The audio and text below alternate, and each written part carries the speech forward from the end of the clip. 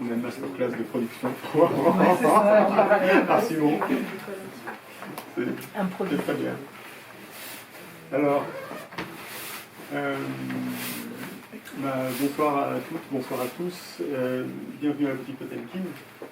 Écoutez, on est très heureux, même si on est un petit comité, d'avoir ces rendez-vous. Je fais un petit rappel quand même pour les gens qui ne sont pas là pour la première fois, mais on est une boutique de DVD, on est également éditeur DVD, et on fait ces rencontres depuis une dizaine d'années. 10 ans où on essaie une fois par semaine de faire venir un réalisateur, un critique, et puis de parler, de mettre en avant un film ou un livre. C'est un peu l'idée de discuter, d'échanger, de prolonger un peu la vie d'un film, parce que le DVD, le support physique, ça vient vraiment, c'est un peu la queue de comète, mais c'est ce qui permet aussi au film d'exister, de le faire passer, de le partager. Voilà. Et je suis très heureux d'avoir ce soir Eugénie Zonkin, qui m'a fait découvrir, parce que je l'avais loupé en salle, mais qui m'a fait découvrir son film Le Sentier des Absents. Et pour moi, c'est un peu imposé comme rencontre, parce que c'est un sujet que je connaissais mal ou que je ne connaissais pas, la question du deuil périnatal. C'est quelque chose qui était, j'ai découvert beaucoup de choses. Et puis on s'était déjà venu parler de Alexis Guerman, non? C'était il y a pas mal d'années. Je crois que c'était Guerman. J'étais venue présenter Requiem pour un massacre. Ou Requiem pour un massacre de Klimov, exactement. Voilà. Je pense que j'étais revenue avec André Zagintsev. Et avec je le traduisais. Et tu traduisais André Zagintsev voilà, quand il est arrivé avec mon autre casquette. Voilà. Passage de cinéaste. Voilà, parce que j'ai parlé de ta casquette de cinéaste, on va en parler, mais je précise quand même que tu es maître de conférence à Paris 8, que tu as soutenu ta thèse sur Kira Muratova. Alors je dis ça de manière pas anodine, parce qu'on a édité le pochetin Kira Muratova, auquel tu as participé, et moi j'ai découvert cette réalisatrice grâce à toi aussi, mais on en parlera peut-être un peu plus tard dans la discussion. Et donc tu traduis, maître de conférence, et tu réalises. Et comment se lancer sur le film tout de suite, comment ce film est venu, voilà, cette prise de caméra est venue, parce que tu parles beaucoup de cinéma, tu parles beaucoup des films, et au bout d'un moment ça s'est imposé aussi. Oui, alors effectivement, déjà peut-être une première chose qu'il faut dire, c'est que c'est un film qui a mis énormément de temps à se faire, c'est-à-dire que entre les premières images tournées pour ce film, c'est 2016, et sa première sur grand écran au FEMA, c'est 2024. Voilà, donc ça donne un petit peu le vertige, c'est 8 ans. Mais je pense qu'il ce temps, il était en partie dû au fait que Simon, homme orchestre, producteur, distributeur, éditeur. Studio. Voilà, on a affronté aussi un certain nombre de difficultés pour pouvoir le financer, ce film, mais même en dehors de ça, je pense qu'il m'a fallu du temps pour que le film puisse se faire dans ma tête aussi. Pour le premier geste, alors pourquoi le premier geste s'est imposé? Probablement parce que oui, le cinéma c'est mon langage, on l'aura compris, du fait aussi de toutes mes autres casquettes. J'avais déjà un petit peu réalisé avant en autoproduction, en fait, dans des cadres non professionnels, on va dire. Et là, c'est ce que je raconte dans le film, c'est-à-dire qu'à un moment donné, je suis complètement effondrée et j'arrive au cimetière de Thiers, et qu'en fait, je fais cette expérience que prendre le téléphone, tout bêtement, et de commencer à filmer, c'est la seule chose qui fait que ce n'est plus l'anomie et le non-sens de ce qui m'arrive, et que tout d'un coup, j'arrive à vivre avec ce que je vis. Alors, attends, regarde, parce que peut-être que des personnes n'ont pas vu le film. Alors, tu vas déjà nous définir, je vais demander, je vais faire le béotien, hein. Qu'est-ce que c'est le deuil périnatal? Alors officiellement, le deuil périnatal, c'est parce que pour moi, c'était dans la catégorie des fausses couches, voilà, dans cette grande catégorie, peut-être un peu fourre-tout. Soyons précis sur ce dont on parle. Alors le deuil périnatal tel qu'il est défini officiellement, c'est le décès en fait d'un bébé in utero ou juste au moment de la naissance, soit après la naissance, entre 22 semaines en fait d'aménorrhée, donc en cours de grossesse, et jusqu'à un mois de vie. Voilà. Après, de fait, j'élargis un petit peu cette définition-là, puisque moi, je ne rentre pas totalement dans la statistique. Moi, c'était un peu avant les fameuses 22 semaines, mais voilà, c'était pas une fausse couche. Juste, je pose des questions comme ça. L'IVG, c'est jusqu'à... c'est jusqu'à 15 semaines. 15 semaines, voilà. D'accord, ok. Et en fait, effectivement, au-delà des fameuses 15 semaines, qui sont, je pense, très importantes à préserver parce qu'il n'est pas question d'attaquer le droit à l'avortement, mais au-delà, entre en fait 16 et 22, on est un peu dans une espèce de no man's land. C'était mon cas en l'occurrence. C'était ton cas, donc tu étais enceinte de 4 mois. Voilà. Et il se trouve que j'ai eu la chance d'accoucher à Necker, où les personnalités très formées qui m'ont envoyé vers un groupe de parole. Et donc c'est dans ce groupe de parole que j'ai rencontré 3 femmes exceptionnelles. Il y en avait beaucoup d'autres qui étaient exceptionnelles aussi, mais il se trouve que ces 3-là, je dis souvent que j'ai eu un coup de foudre amical pour elles. C'est-à-dire que je les ai aimées du premier regard et j'ai senti une énorme proximité d'âme avec elles. Et du coup, très vite, ça s'est imposé que si film il y aurait, ce serait avec elles. Ce serait pour faire quelque chose avec elles. Donc Juliette, qui est présente. Qui est là. Ikram et Camilla, voilà. D'accord. Qui sont un peu les 3 témoignages qui sont un peu la matière première de ton film et que tu as rencontré donc dans ces groupes de parole. Parle-nous peut-être de ces groupes de parole qui sont parce que dans le bonus, parce que je précise aussi que les bonus sont le DVD est très bien éditorialisé. Voilà. Non, mais c'est important parce que ça accompagne le film et ça nous permet de le prolonger et de. Voilà, et il y a cet échange-là avec le docteur dont j'ai oublié le nom. Marie-Josée Soubieux. Voilà, et parle-nous peut-être de ta rencontre avec oui, alors Marie-Josée Soubieux, c'est en fait. Alors c'était un peu un hasard. On s'est retrouvé dans le groupe qu'elle menait. Il se trouve que c'est la première en fait, psychiatre en France qui a vraiment pris à bras le corps cette question du deuil périnatal, qui n'était pas très bien à ce moment-là pensée ou accompagnée, qui a été la première à créer des groupes de parole. Pour accompagner des mères endeuillées. Donc c'est vraiment la spécialiste, je pense que c'est une des personnes qui a le plus œuvré en France pour que les choses bougent. Et il se trouve que c'était elle qui animait avec Isabelle Caillot en fait, le groupe de parole où nous nous sommes rencontrés. Et je pense qu'on le voit dans l'entretien, c'est une femme assez exceptionnelle, d'une grande douceur, très accueillante. Et bon, probablement que c'était aussi ce qui a permis qu'on s'ouvre et qu'on se sente aussi bien à cet endroit-là. Et c'est vrai que par contre, le film, je l'ai vraiment pensé de façon non didactique, parce qu'il n'était pas question pour moi de faire un mode d'emploi de voilà, qu'est-ce que c'est le deuil périnatal, comment l'accompagner, etc. Je voulais vraiment proposer de traverser quelque chose avec celles qui l'avaient vécu.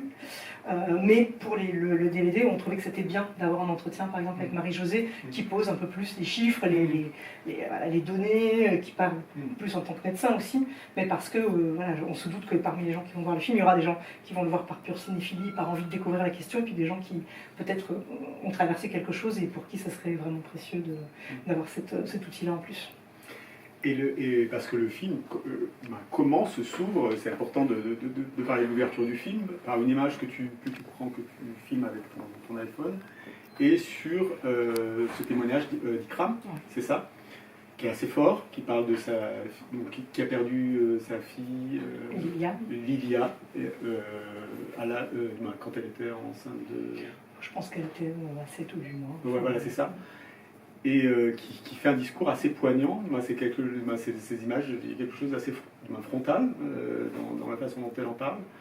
Ça, c'est un choix délibéré de ta part, c'était important pour toi de commencer, d'ouvrir, de prendre le spectateur comme ça sur... Parce qu'après, on enchaîne avec le témoignage de Juliette, qui est aussi, moi, en revoyant le film, c'est le film est pas du tout éprouvant, mais bouleversant. Oui, c'est un film bouleversant. Les mots ont du mal à venir, mais c'est vrai. Merci. En fait, oui, en tout cas, pour moi, c'était important. C'est vrai que ce début, je sais qu'il est un peu difficile. Et on a beaucoup parlé de ce début de film, parce qu'en plus, alors il se trouve que c'est pas moi en plus qui ai fait ce plan, c'est un plan fait par une autre jeune femme du groupe de parole, Jessica, qui est remerciée au générique, qui m'a donné ce plan ensuite. Moi, en fait, on me voit, je suis bord cadre, je suis là, je suis à ce moment-là pas en train de filmer. Mais ce discours m'avait beaucoup marqué parce que je trouvais que voilà, tout y était. Et la douleur, extrêmement brute, mais aussi le groupe de parole, parce qu'en fait, elle dit ces mots, je crois que sont incroyables, elle dit merci les filles d'être là, je me sens moins seule. Et elle égrène tous les prénoms des bébés. Donc en fait, pour moi, ça raconte déjà, c'est très programmatique pour le film en réalité, puisque c'est aussi l'histoire d'une sororité, l'histoire d'un chemin commun qu'on va tracer ensemble dans nos malheurs individuels. Et donc on a chacune nos personnalités, chacune notre histoire, mais en fait, il y a quelque chose qui nous relie de façon très puissante. Et je trouve qu'elle le dit déjà. Mais c'est vrai que ce plan vertical pour commencer un film, ça fait peur un peu. Un peu brut, un peu brut, voilà, pas très bien filmé. Donc il y a eu beaucoup de questions autour de ce plan-là. Et il y a un spectateur qui a dit très joliment à la première du film, je me rappelle, c'était à l'écran de Saint-Denis, que c'était la porte. La porte du film, comme c'est vertical. Et je trouve que c'est pas mal parce que moi j'appelais ce plan le plan à prendre ou à laisser, c'est-à-dire qu'en fait c'est le plan, si tu peux pas le traverser, le film il est pas pour toi. Quelque part j'assumais ce côté-là. Et d'ailleurs de façon assez intéressante à La Rochelle, quand on a montré toute première projection sur grand écran, le plan se termine, il y a quelqu'un qui se lève et qui part, et qui claque la porte du cinéma. Et j'avoue, j'étais presque contente, je me suis dit c'est vraiment ça. Bon, c'était la seule personne, heureusement, tous les autres sont restés, sinon j'aurais été peut-être mal. Mais je me suis dit, bon voilà, en tout cas il y a quelque chose d'un contrat tacite passé avec le spectateur dans ce plan, et qui en effet fonctionne en tant que tel. C'est-à-dire, voilà, ça va être très douloureux, ça va être très honnête, et en même temps, on t'invite par cette porte à partager quelque chose de notre trajet. Et voilà, tu veux pas t'engager, mais en tout cas, ça le dit. Et puis après, il y a la séquence de Juliette, qui pour moi aussi, encore aujourd'hui, en fait, alors ça fait un moment que j'ai pas revu le film, mais quand je le revoyais en salle, restait même après les mois de montage, le moment, je pense, le plus difficile à traverser. Mais il était, pareil, totalement impératif pour moi, parce que pour moi, un des problèmes en fait avec ce deuil périnatal, c'est que ce deuil, il est très abstrait pour les gens, parce que, à part les parents, à part la mère qui l'a senti bouger, le père qui était là, éventuellement les très très proches, ce bébé est abstrait, il n'a pas existé. C'était une idée de bébé, mais c'était pas un bébé. Et donc les gens comprennent pas. En fait, le deuil, ils ont l'impression qu'on peut très très vite passer à autre chose. Et donc moi j'avais besoin de ce récit d'accouchement. Parce que je pense qu'après avoir entendu ce monologue, qui est complètement bouleversant et qui est très brut, on ne peut plus se dire que ce bébé n'a pas existé. Voilà. On sait que ces bébés, c'est des vrais bébés qu'on a portés, qui ont bougé, qui ont vécu et qui sont morts. Peut-être, Juliette, tu veux venir nous rejoindre? Moi, si tu es d'accord. Pas de souci. Elle a l'habitude de m'appeler. C'est ça, Guéry. C'est pas mon métier. Non, mais nous dire quelques mots par rapport à la rencontre avec Eugénie et la confiance aussi, le lien de confiance qui est nécessaire pour pouvoir se livrer et relivrer ce parcours des premières fois. Et qui est une partie de ton histoire. Est-ce que tu t'es posé la question de qu'est-ce que je livre, qu'est-ce que je ne livre pas, qu'est-ce que je garde pour moi, la notion d'intime, cette barrière-là? Le lien de confiance, il a été absolu dès le début. Je vais être très sincère, en fait, j'ai vu Eugénie non pas comme une cinéaste, mais comme une amie, comme une sœur. Et on a été proches tout de suite. Et je lui ai fait confiance à elle. Et je pense que je n'aurais jamais dit quoi que ce soit si ça n'avait pas été elle. Et le fait qu'on soit vraiment dans un rapport d'intime, vraiment dans une intimité, et qu'on a pu échanger, et c'est à Eugénie que j'ai parlé, c'est pas une caméra, c'est à Eugénie. Donc j'ai pu lui dire des choses à elle. J'avoue, quand elle m'a proposé de faire ce film, moi, l'idée, c'était de laisser un témoignage et que Héloïse, ma fille, puisse exister en dehors de moi. Et laisser une trace d'Héloïse. Voilà, c'était ce moyen pour moi de le faire. Encore une fois, je pense que dans aucune autre circonstance, j'aurais pu le faire. Et c'est ce qui fait effectivement qu'on est dans un récit intime. Et je pense qu'il y aurait eu un cadreur, un preneur de son, j'aurais rien sorti, j'aurais été très... Et d'ailleurs, j'ai eu un peu peur de ça justement après. Parce que pour moi, c'était complètement abstrait. Je ne pensais même pas qu'il y aurait un film qui sortirait, encore moins sur le grand écran. Enfin, et puis c'était un peu l'Arlésienne, parce que le film est sorti 8 ans après quand même. Donc, moi, quand elle me filme, on est en 2017, ma fille est morte il y a juste 1 an, on va aller sur sa tombe justement, et donc on discute, on parle, et puis 7 ans après, on rigolait, on dirait en vrai, pas de film. Ça n'existe pas. Voilà. Mais c'est vraiment la confiance absolue que j'ai eue en Eugénie. Oui, et puis il y a ce trajet. Ben, c'est important aussi les paroles qui se disent en marchant. Je trouve qu'il y a quand même tout ce travail-là sur... le titre du film s'appelle « Le sentier des absents ». On chemine, et Emos Cartier, pour être allé au Diaconesse, et me replonger dans ce quartier-là. Et c'est vrai que en revoyant cette scène, je trouve qu'il y a quelque chose d'encore plus prenant parce que chaque mètre qui est fait, on se rapproche de cet hôpital. Et l'histoire, voilà. Parle-nous peut-être de ce travail-là que tu as fait avec Juliette et que cette séquence que je n'imagine pas qu'on aurait pu refaire cette séquence. Voilà. Absolument. Oui, alors juste pour rebondir sur ce que dit Juliette, en effet, c'est vrai que par exemple, moi, il n'était pas question que je sois accompagnée techniquement, et c'était du coup le film, il a été fait avec vraiment les moyens les plus pauvres imaginables pour le documentaire, c'est-à-dire une caméra avec un micro fixé dessus. Tous les professionnels te diront que c'est faut jamais faire ça. Et sauf que là, je savais très bien qu'il y aurait ne serait-ce qu'un ingénieur du son, un preneur, elle se censurerait. En fait. Et donc c'était pas possible, il fallait qu'elle me parle vraiment à moi, effectivement. Et l'idée c'était le pari, c'était de dire on va aller dans les lieux, voilà, Ikram qui arrive. Bonjour. Et le pari c'était de dire on va aller dans des lieux qui ont du sens pour chacune d'entre elles par rapport à ces bébés perdus, et ça va faire remonter des paroles, et ça va faire remonter des choses. Et c'est vrai que ce pari, il a extrêmement bien marché. Mais tu sais jamais quand tu vas, tu espères. Et c'est vrai que cette traversée, elle est absolument incroyable. Alors pour la petite anecdote, quand même, comme justement c'était fait avec les moyens que je viens de décrire, hein, c'était une séquence abominable techniquement.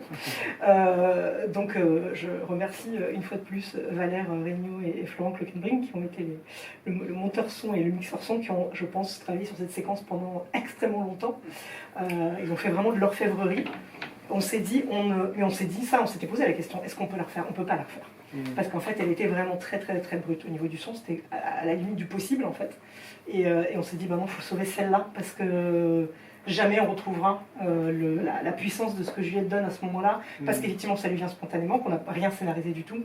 Qu'en plus, voilà, ça c'est le cinéma, il y a les pompes funèbres qui surgissent pendant qu'on marche, et puis elle raconte à la fois le trajet, puis elle raconte cette femme qui te prend par la main, enfin tout ça.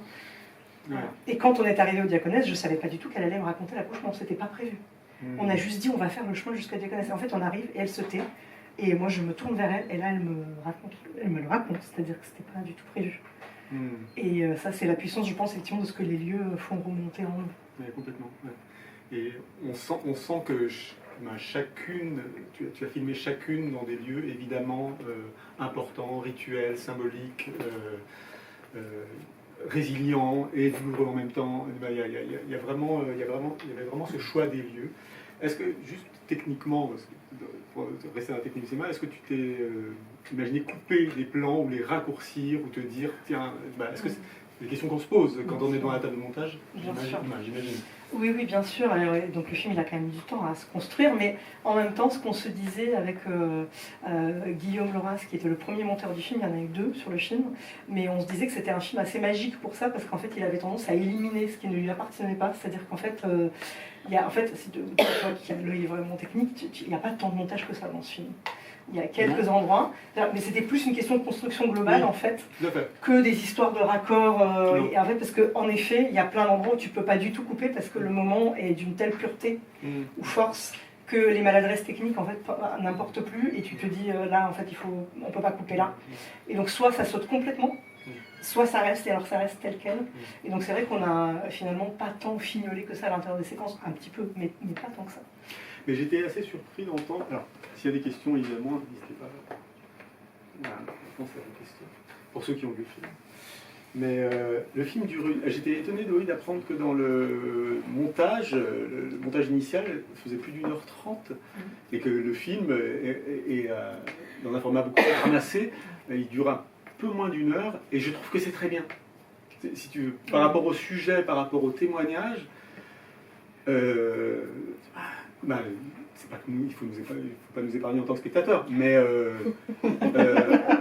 on est au-delà du sujet sur le deuil périnatal. Je trouve que c'est aussi un film sur le deuil aussi. Il est plus grand que ça. Il nous parle à tout un chacun. Moi, il m'a parlé personnellement. Et donc là, cette question de durée. Je crois que c'est quelque chose auquel tu as quand même précisément réfléchi. Absolument, mais parce que justement, je suis totalement d'accord avec toi. Moi, je pense quand même qu'on doit être toujours conscient de ce qu'on demande aux spectateurs. Et que je sais que c'est un film exigeant, et que c'est un film qui demande pas juste une grande concentration, mais une espèce de très très grande disponibilité émotionnelle.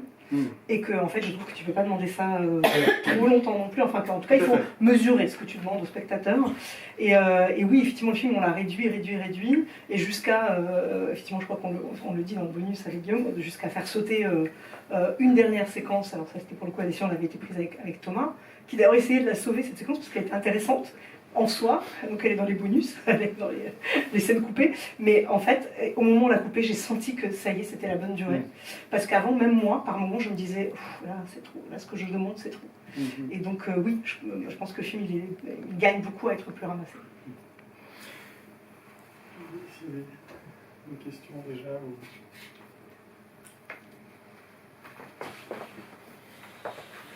Alors le hasard de la vie fait que j'ai revu aujourd'hui en fait une séquence assez célèbre de Nostalgia de Tarkovsky, et je me demandais en effet cette longue séquence avec Juliette, ça m'a vraiment interpellée parce que donc, moi j'ai revu le film plusieurs fois et c'est vrai que c'est une séquence qui reste parce que on sent peser en fait toute la douleur de Juliette, et aussi mais vraiment toute la pesanteur en fait symbolique que représente le trajet.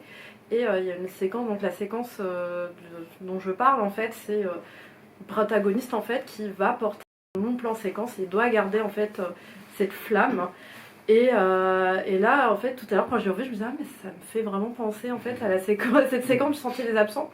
Et Manfred a rappelé que j'étais une spécialiste notamment du cinéma soviétique et du cinéma russe aussi contemporain, et je voulais savoir si par exemple tu sentais qu'il y avait des influences en fait qui t'avais marqué dans l'élaboration esthétique progressive du Sentier des Absents, parce que vraiment je trouvais que vraiment le jumelage était vraiment assez... Donc, tu me fais beaucoup d'honneur hein, quand même, hein, parce que alors, Tarkovsky c'est quand même très haut. Alors c'est probablement quelque part dans mon subconscient parce que j'ai tellement vécu avec, alors je rigole un peu parce qu'il y a ici quand même un jeune homme qui travaille sur Tarkovsky, Théo pour ne pas le nommer. Donc non, je pense ce serait vraiment très prétentieux. Ça me rappelle Antoine Guyot qui dans Plan Large me parle de mon film et qui me parle de Shoah de Lanzmann. Si tu veux, c'est des références, tu te dis ouais c'est super, mais je me sens quand même très voilà, c'est un peu écrasant. Mais en même temps, bon oui, probablement parce que j'ai tellement vu et revu ces films que probablement ça vit quelque part en moi. En tout cas, je trouve que ce qui est très beau dans ce que tu dis, c'est que cette idée dans le film, dans Nostalgia, elle est à la fois complètement absurde et d'autant plus belle qu'absurde, parce qu'en fait, on lui dit qu'il faut qu'il traverse cette piscine vide avec une bougie à la main pour sauver le monde, et tout d'un coup, ça a du sens, parce qu'il décide que ça en a, et donc je trouve qu'il y a quelque chose, en tout cas, d'une espèce de volonté de dire que tel trajet va faire que le monde autour de toi va en être transformé. Enfin, ça, c'est assez beau de le mettre toujours en parallèle avec ce qu'on a pu faire très modestement. Après, oui, donc voilà, moi je pense que je suis habitée par plein de cinéastes, mais probablement que sur ce film-là, si je devais parler de cinéastes qui m'ont plus directement influencé, c'est des cinéastes à la première personne, c'est-à-dire des gens qui ont pu... par exemple, les voix off de Chantal Akerman, ça c'est vraiment aussi quelque chose qui m'habite depuis très longtemps. Et je pense que voilà, ça c'est quelque chose qui était très présent.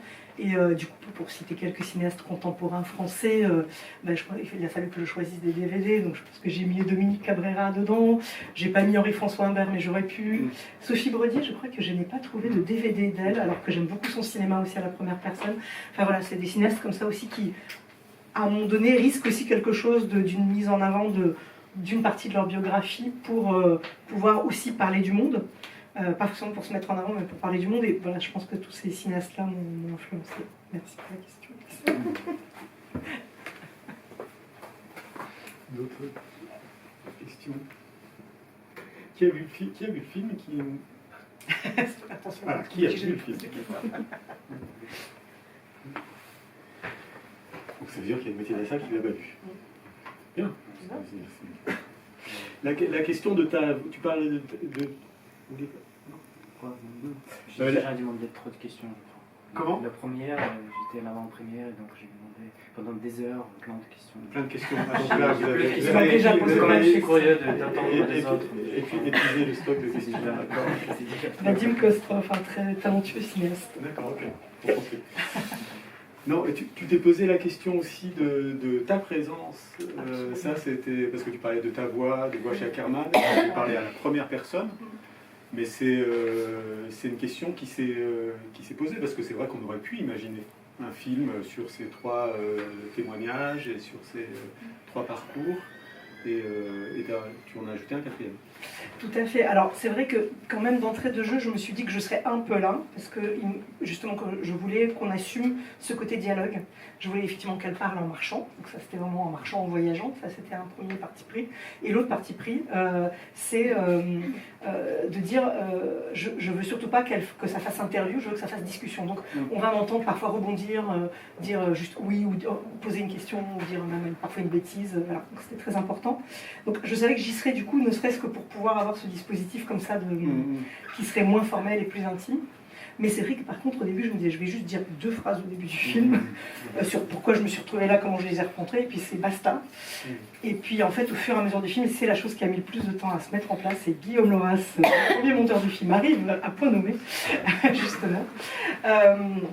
Parce qu'on sait beaucoup, on en a beaucoup discuté tous les deux de ça, de se dire qu'il fallait que je sois plus présente, ne serait-ce que parce qu'elle avait justement pris le risque d'une certaine manière, en me faisant totalement confiance, de se mettre complètement à nu, de me dire tout ce qu'elles avaient sur le cœur, tout ce qui leur était arrivé, et que du coup je ne pouvais pas ne pas avoir le même courage. Et qu'il fallait assumer le fait que je filme, je le faisais aussi pour ma petite fille, et parce que c'était aussi voilà, mon geste à moi, et que donc voilà, il fallait que je m'installe, mais c'est les séquences qui ont demandé le plus de travail, bizarrement c'est celles où il y a ma voix off, je dirais. Ouais, et puis moi j'imagine difficilement le film aussi sans... en fait, tu es un vrai fil conducteur évidemment, parce que c'est le fil conducteur de vos rencontres, c'est une douleur commune. Je sais pas, il y a quelque chose du voyage aussi qui est très important, et pour le coup, je sais pas, je pense qu'on aurait été un peu plus extérieurs, nous aussi spectateurs, si tu n'avais pas été un peu là en tant que témoin et passeuse, je trouve. Moi j'aimerais bien entendre ça vous dérange pas de changer de place? Ikram, allez. Alors Ikram c'est le deuxième, troisième. Deuxième. Donc merci d'être venu. Merci à vous. Dis-nous, on se tutoie. Oui, bien sûr. Quelques mots sur ta rencontre avec Eugénie et sa proposition. Oui, Eugénie, je l'ai rencontrée, j'étais déjà dans le groupe de parole, parce que Lilia était née avant, en février. Et je pense qu'Eugénie est arrivée en septembre, c'est ça, voilà, septembre-octobre. On s'est connus dans le groupe, donc groupe de parole où on partage, notre deuil, notre tristesse. Et moi j'avais perdu ma sœur 1 an avant de perdre ma petite sœur, avant de perdre ma fille. Et du coup, je partais en voyage tous les ans à l'anniversaire du décès de ma sœur, en mai. Et, tu es originaire je suis originaire je suis marocaine, j'ai la double nationalité maintenant, mais je suis vraiment marocaine, je suis née là-bas, je suis arrivée ici, j'avais 20 ans. Donc voilà, toute ma famille habite là-bas. Et donc je fais ce voyage tous les ans, et je sais pas, naturellement, Eugénie me dit, voilà, je voudrais bien t'accompagner, parce que je voudrais faire un film, mais bon...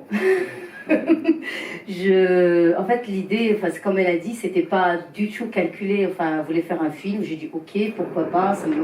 En fait, j'avais juste besoin de parler de ma fille, pas forcément que le film soit publié. Voilà, je savais pas du tout que ce serait diffusé un jour. Et donc, Eugénie m'a rejoint au Maroc pour voir mon rituel, c'est partir au cimetière tous les jours quand je suis là-bas. Ta petite fille Lilia a une tombe. Oui, voilà. Tu vas visiter avec voilà. En fait, oui, je viens d'une culture musulmane, donc religieusement, c'est vrai que j'avais vu cette différence par rapport en France, quand vous demande ce que vous voulez faire comme funérailles. En fait, au Maroc, pas le choix, c'est le cimetière, et je suis très contente parce que du coup, j'ai une place pour aller la voir, un lieu. Et donc voilà, ma fille elle est enterrée là-bas avec plein de bébés. Savoir que là-bas les bébés sont enterrés à partir de 2 mois, c'est considéré comme un bébé. Contrairement ici, que c'est fausse couche, on parle encore de fausse couche à 2 mois. Et donc voilà, ma fille est enterrée là-bas, dans le cimetière au Maroc. Et en fait, Eugénie est venue avec une caméra, donc c'était très compliqué. J'avais vu un petit peu les personnages autour de nous, donc c'était drôle, même dans la tristesse. Mais elle a su... Pourquoi tu dis que c'était drôle parce qu'elle est typée européenne, donc voilà, tout le monde la suivait. Pourquoi elle a une caméra on est quand même dans une monarchie, donc on a envie de savoir qui filme, pourquoi, est-ce que ça va, voilà. Donc c'est vraiment très compliqué de prendre ta caméra au Maroc et filmer sans autorisation. Et donc voilà, ça a été, on a expliqué pourquoi. Mais je trouve qu'elle a très bien réussi son film parce que derrière c'était pas du tout vraiment, elle a réussi à trouver ce moment intime. Bon, on était quand même toute seule et elle a réussi à voilà, me faire parler. Enfin, c'était naturel en fait. Voilà. Il n'y avait pas de questions-réponses, c'était vraiment naturel quand je parlais à une copine. Oui, c'était naturel et en même temps, j'ai le souvenir de ces scènes sur la plage qui n'étaient pas une scène anodine et c'est certes naturel, mais on sent qu'il y a énormément de peine. Oui, et, bien sûr. Et donc être filmé aussi dans ces endroits de fragilité, de vulnérabilité, c'est pas rien non plus. Oui, c'est pas rien, mais c'était naturel quand même. J'ai pas senti que c'était voilà, je lui ai pas dit arrête de filmer. Voilà, c'était vraiment, elle était très discrète et elle arrive à poser les bonnes questions. Très douée pour ça. Donc oui, on est parti à cette plage où on allait tous les ans avec mes parents, voilà, et c'était très important pour moi de partir là-bas aussi. Mais oui, en fait, quand j'ai revu le film pour la première fois, même moi je me suis étonnée en me disant ah oui d'accord, on a parlé de tout ça. Comme tu dis, c'était très intime, très voilà, douloureux. Mais quand le film a été tourné, moi ça m'a fait du bien en fait. Ça m'a fait du bien de parler à cœur ouvert et parler à quelqu'un chez moi en fait, parce que bon, je vis en France depuis 20 ans, mais voilà, je suis entre les deux, et que quelqu'un vienne avec moi là où j'habitais, où il y a mes racines, et parler de ma fille, c'était vraiment, voilà, pour moi c'était très important. Et je la remercie pour ça d'ailleurs. Eugénie, peut-être par rapport. Voilà. Je voulais juste rebondir sur cette histoire de fragilité, parce que, effectivement, évidemment, tu fais un film comme ça, tu te poses forcément la question de la limite. Et ça, pour moi, c'était très clair d'entrée de jeu. Alors, nous, on s'était beaucoup vus en train de pleurer parce qu'on était dans le même groupe de parents endeuillés, donc bon, voilà. Mais au-delà de ça, c'est vrai que c'était très clair pour moi. C'est pas parce qu'on pleure qu'on est en situation de faiblesse. On peut être en train de pleurer et être très fort. Et je trouve qu'au moment où je les filme, où elles se mettent à pleurer et en même temps elles sont capables de dire des choses aussi justes et belles sur ce qu'elles ont vécu ou ce qu'elles ressentent, pour moi elles ne sont pas du tout en faiblesse. Et donc là, pour moi, il n'y a aucune atteinte à leur dignité à ce moment-là, au contraire même, je pense qu'elles sont très admirables et très aimables. En revanche, je m'étais dit, s'il y a effondrement, je ne filmerai pas. Et donc en effet, c'est arrivé quelquefois qu'il y ait effondrement. Et là, soit je pose la caméra, soit je la sors même pas. Et je suis là, parce que on est amis avant tout en fait, et je tiens la main et on fait autre chose que le film en fait. Voilà, donc ça c'est très très clair pour moi et je pense que c'était aussi pour ça que la confiance était là, parce qu'elle savait très bien que j'allais pas du tout faire de la prédation et aller filmer à un moment où c'était pas possible en fait d'aller filmer. Dans mon souvenir, il y a des choses très fortes, très justes et très sur le manque, sur le deuil, parce que tu as perdu ta sœur aussi, et sur comment ta sœur te manque différemment que ta petite fille. Bien sûr. Ça, c'est des choses, quand on n'a pas vécu ça... J'ai eu la chance de comparer. Non, voilà, non, mais c'est sans avoir la chance, mais bien sûr. c'est la finesse dans les qualités de douleur que j'ai découvert grâce à ton témoignage. Bien sûr. Ouais. Parce que déjà, ma sœur, on a des photos, tout le monde la connaît. En fait, c'est plus facile de parler de ma sœur que de ma fille. Parce que déjà, moi, j'ai pas été accompagnée le jour de l'accouchement pour prendre des photos. Et après, je suis allée à la morgue. C'était vraiment, c'était pas des photos vraiment très jolies, même si moi, je la trouvais très belle. Et donc, il y a ce truc-là qui nous manque. Et surtout qu'on est tout le temps en train d'imaginer la personne, si elle était à l'école, si elle était à la crèche, si elle avait fait ses premiers pas. C'est vraiment très différent comme deuil. Et en fait, on parle plus dans ma famille, à part mes parents, bien sûr, ma soeur et tout ça, ma grande soeur. Le reste de la famille ne parle pas du tout de ma fille. Non, voilà. C'est très très rare. C'est tabou. C'est même pas tabou, c'est qu'ils savent que, en fait, ils n'ont pas eu de souvenirs avec elle, donc je pense qu'elle leur manque pas, parce que voilà, alors que pour ma sœur, ils ont des souvenirs, ils vont en parler, voilà, c'est vraiment très différent.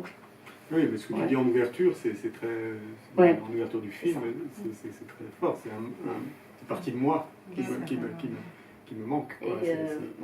Et c'est pour ça, en fait, je pense qu'en France, avant, on ne pouvait même pas les déclarer sur un livret. Aujourd'hui, il y a eu il y a eu des choses qui ont été faites sur ce sujet, les déclarer sur sa imposition de revenus, ça reste vraiment symbolique, mais pour dire cette personne a existé, en fait, cet enfant a existé. Donc c'est très important, mais bon, après on n'en parle plus, surtout si on a des enfants après, alors là on en parle encore moins. Donc ouais, c'est vraiment différent. Je pense que c'est pour ça le deuil périnatal, il faut vraiment parler de manière vraiment séparée, parce que ce n'est pas pareil. Ce n'est pas pareil. Je trouve que les parents surtout souffrent beaucoup, enfin la fratrie aussi. Mais les parents souffrent énormément par rapport au reste de la famille. Voilà. J'ai dit peut-être un mot sur le fait de filmer Ikram donc, dans un contexte marocain, sur l'importance du rituel, mais qui est présent aussi quand tu filmes Juliette et qui est présent quand tu filmes Camilla.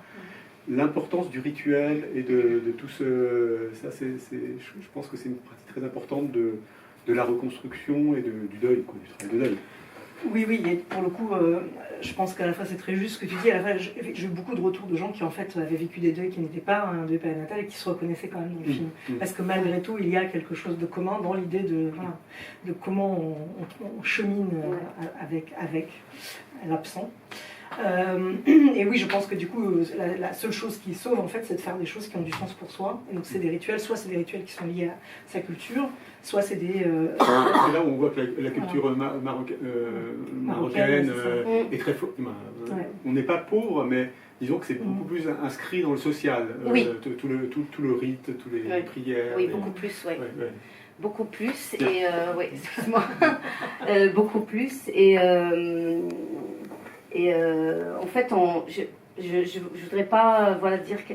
Mais en fait, on donne plus de... En fait, on parle plus facilement de la mort. J'ai remarqué qu'en France, où voilà, les gens, ils meurent encore chez eux, on ramène les dépouilles à la maison et tout, alors que ça se fait de moins en moins ici, en Europe, en général. Et donc, il y a un rapport avec la mort qui est, je dirais, plus évident. Enfin, les gens, ils savent qu'ils vont mourir un jour, parce que voilà, il y a un aspect religieux aussi. Et que voilà, ces bébés sont reconnus. Par exemple, au Maroc, la question ne se pose même pas. Si un bébé meurt à 2 mois, 3 mois, il est quand même inscrit dans le livret de famille. Oui, le deuil, il est très important. C'est plus le respect de l'âme, parce qu'il y a une signification aussi de l'âme, Et donc, c'est le respect de l'âme, il faudrait l'accompagner, il faudrait aller la voir plus souvent. Donc, en fait, quand je vais voir ma fille, c'est normal. Tout le monde sait que je vais la voir au cimetière et que je dois le faire d'ailleurs. Si je ne le fais pas, il faut le faire 2 fois par an. Il faut y aller au moins pour les fêtes religieuses et tout ça. Et tout le monde fait ça. Voilà, donc c'est beaucoup plus reconnu, je dirais. Ouais. En fait, oui, moi j'étais très contente d'avoir dans le film du coup la séquence avec Halti que tu as présentée, qui est à la fois assez drôle parce que je tiens à me dire qu'il y a des moments où on rigole dans le film, parce que jusque-là on laisse un tableau très très sombre. Il y a beaucoup de moments où on ne rigole pas, mais il y a des moments où on rigole. Et donc Halti me donne une recette pour retomber enceinte et que le bébé vive, n'est-ce pas? Voilà, qui n'a pas marché. Mais je m'attendais parce que tout le monde me pose la question dans toutes les projections après, mais c'était pas du tout le cas. C'est pas ma recette, c'est une gousse d'ail, c'est des trucs les moins ragoûtants de la terre, quoi. Une botte de beurre. Tout à mettre dans un coquelet, après le manger, donc cuit, mais très très épicé. pousser, je pense. Voilà, En fait, c'est c'est ça le principe. Et donc là, ça marchait à tous les coups. Et ça marche super bien, voilà. Mais en même temps, Mais je pense que c'est une façon aussi de donner de l'espoir, en fait. c'est ça. Ouais, Et puis surtout, en fait, ce que je trouve très fort dans la rencontre avec elle, c'est que tu vois que c'est beaucoup moins tabou justement dans la société marocaine, parce qu'on parle très facilement de ses deuils à elle aussi. Et elle a eu énormément. Alors elle compte du coup aussi probablement ce qu'on appellerait nous les fausses couches. Les fausses couches, c'est compté, oui. Voilà, mais n'empêche, elle nomme quand même le genre de tous les bébés. Donc ils n'ont pas dû naître si précocement que ça. Mais on voit que à la fois ça permet aussi de se rendre compte à quel point on a de la chance, je pense, d'avoir une médecine extrêmement développée en France, mais aussi tu te rends compte que c'est beaucoup moins tabou du coup. Parce que je pense qu'en fait que ce qui s'est passé aussi en France, moi j'ai découvert quelque chose qui m'a beaucoup frappée, c'est que j'ai découvert que dans les albums de famille photographiques de famille du 19e siècle en France, parfois on trouvait des photos des bébés morts-nés. Voilà. Et en fait, mais ça m'étonne pas tant que ça, parce que je pense qu'à l'époque, il y en avait encore beaucoup plus. Mais du coup, c'était beaucoup plus normal, et donc c'était moins tabou.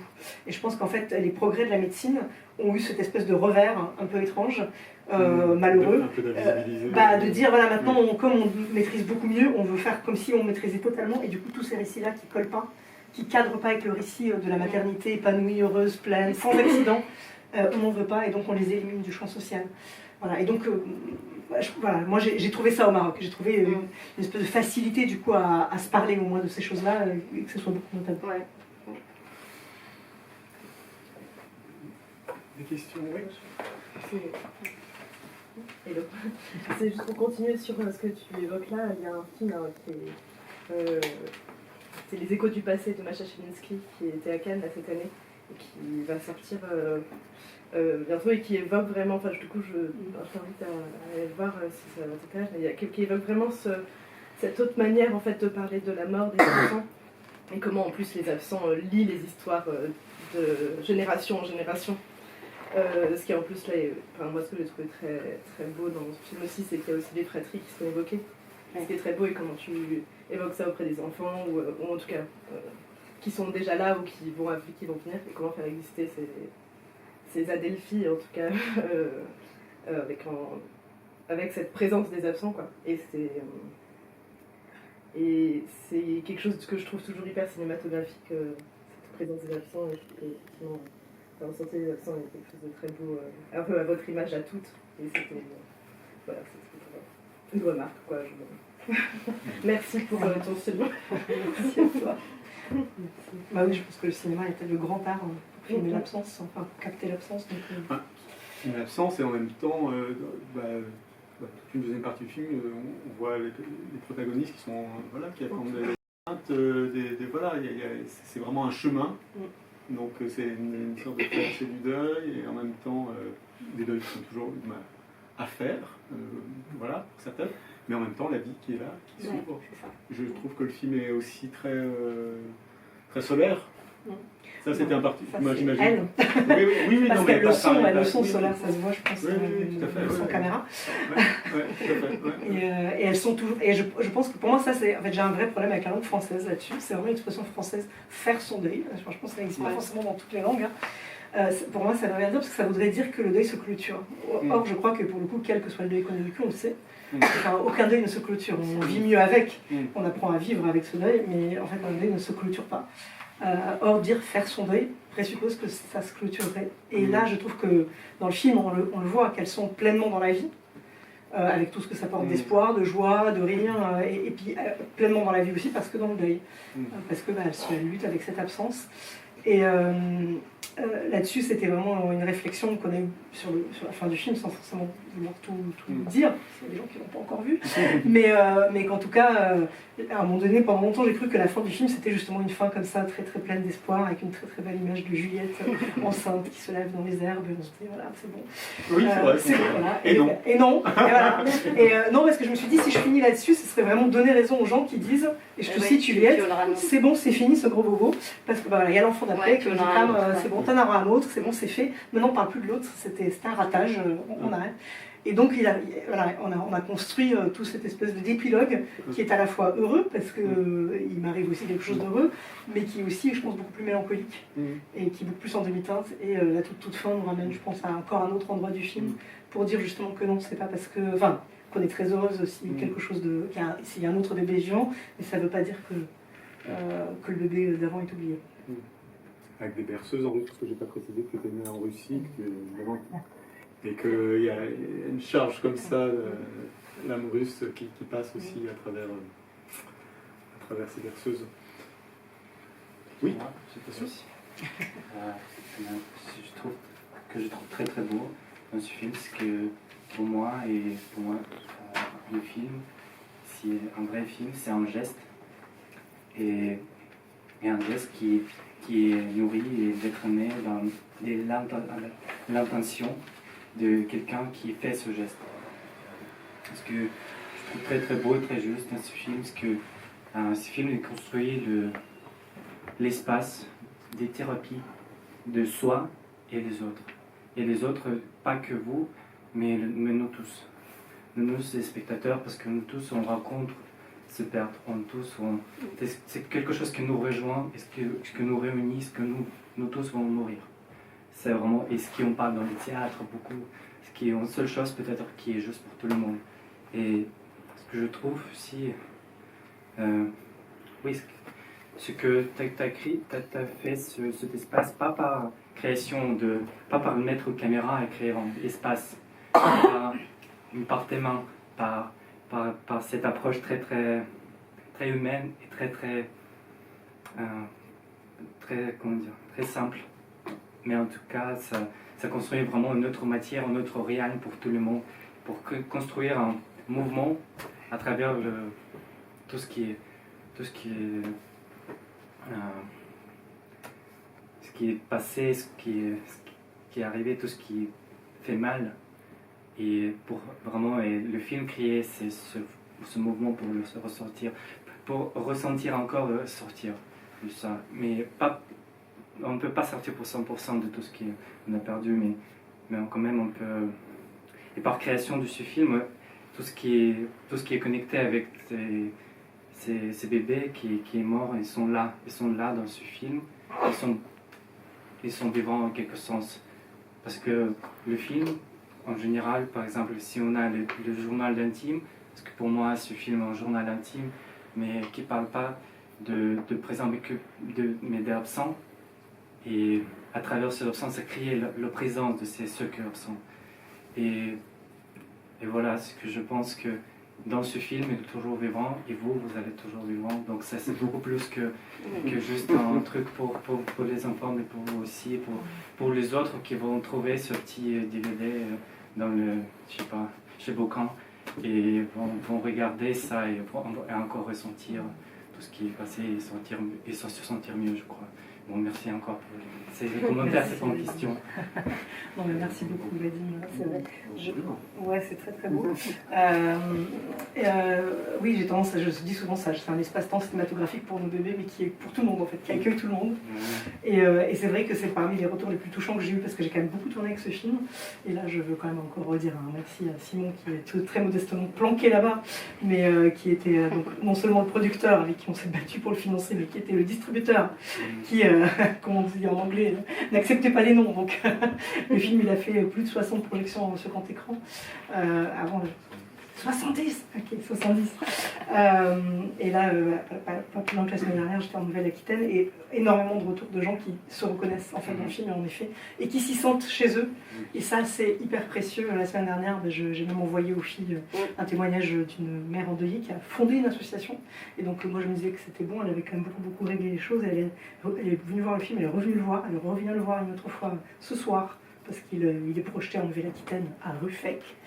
Et voilà. Et elle m'a dit que tout d'un coup, de l'avoir vu, ça l'avait complètement libérée des années après la mort de sa fille, pour en parler. Et elle a ramené des membres de sa famille, des proches, pour dire voilà, le film va parler pour moi, pour vous raconter ce que j'ai vécu. Voilà, et ça, c'est des vrais cadeaux, quoi. Non, mais c'est oui. Moi, je renchéris sur ce que dit Vadim, sur la position et ce que fait le film, en fait. C'est-à-dire que c'est pas seulement un film à la première personne. Il est un peu plus large, et c'est pas seulement un film sur le cas. Sinon, ça serait le ranger dans une petite catégorie. Et ce n'est pas le cas.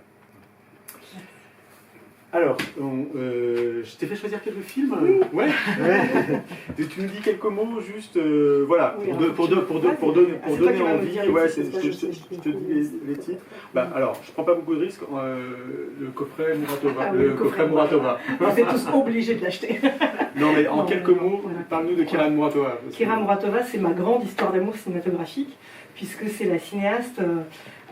Je raconte souvent en rigolant que c'est à cause d'elle que je me suis lancée dans les études cinématographiques, parce que vraiment son cinéma, je le trouvais à la fois absolument merveilleux et très mystérieux, et il fallait en découdre, quoi. J'avais besoin d'analyser ce film et d'aller chercher. Donc en fait, j'ai fait à l'époque ma maîtrise, mon DEA sur elle, puis ma thèse, et j'ai fini par écrire effectivement 2 livres sur elle, la rencontrer. C'était une personnalité aussi exceptionnelle que ses films d'ailleurs.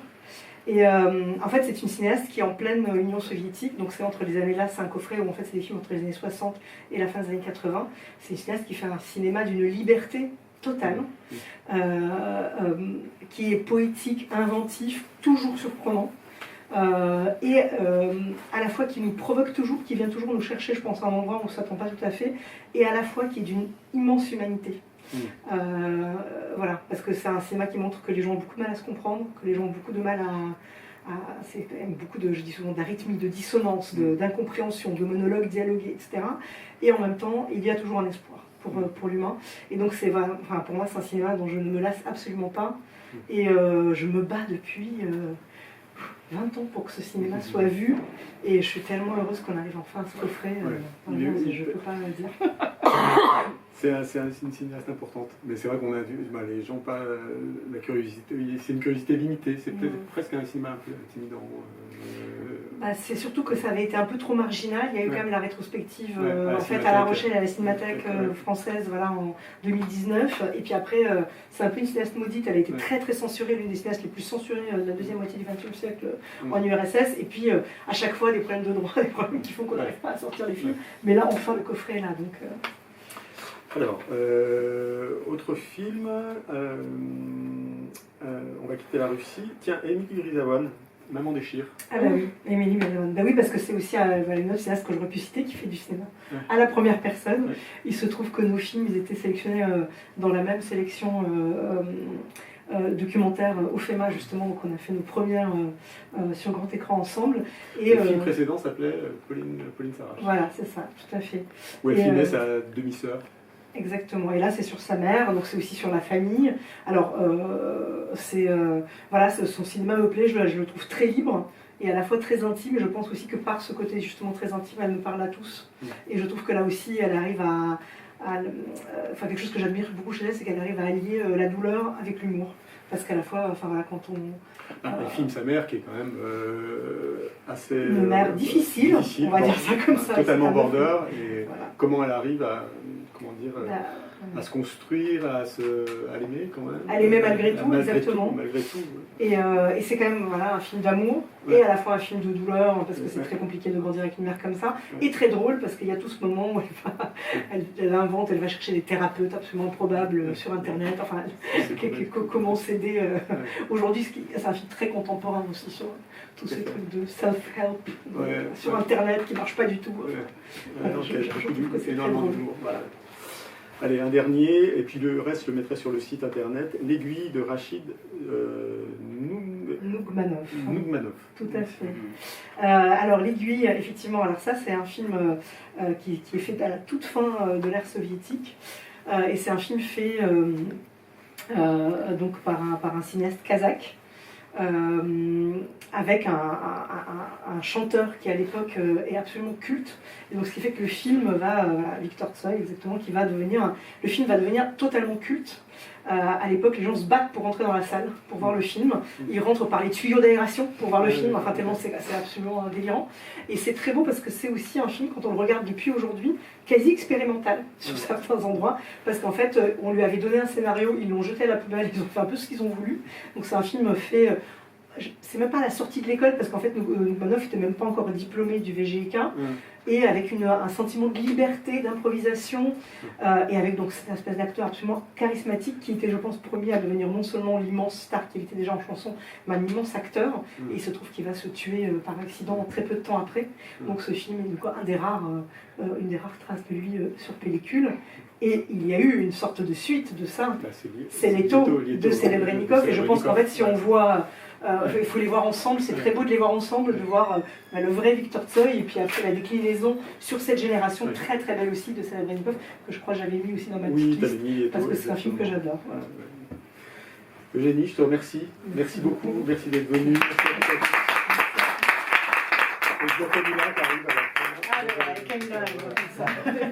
Et donc le DVD est en vente à la caisse, vous pouvez, Eugénie le dédicacera, et il y a, tu as amené des bouteilles. Absolument. Voilà. Un truc à voir. Donc on va ouvrir ces bouteilles.